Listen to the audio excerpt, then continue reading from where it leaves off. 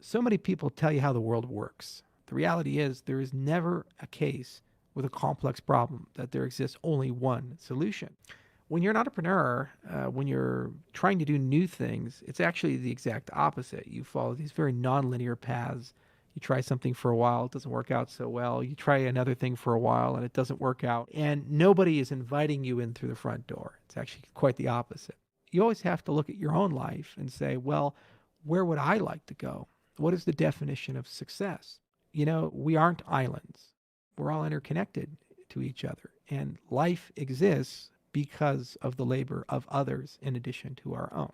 I didn't know a lot about how to run a business, how to negotiate, how to actually think strategically.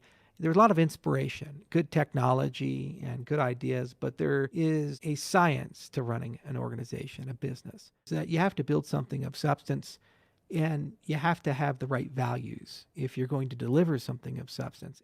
You have to actually understand how HR works. You have to actually understand how project plans work, and you have to be able to do budgets, and you have to be able to negotiate contracts and somehow keep your shirt and be able to project work perhaps in years into the future. That's real hard to do, even in the best of times, and often that's not the case. So, one of the things I had to learn over the last 33 years is patience and also a respect for iteration.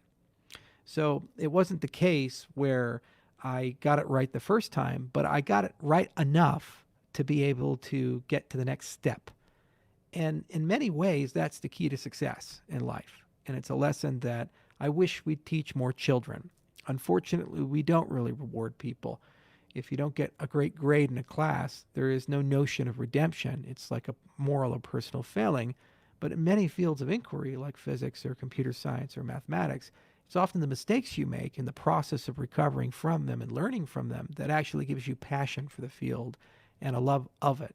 So, in many ways, our education system does the exact opposite of what you'd like to do to actually train people to think in ways that are maximally beneficial to society.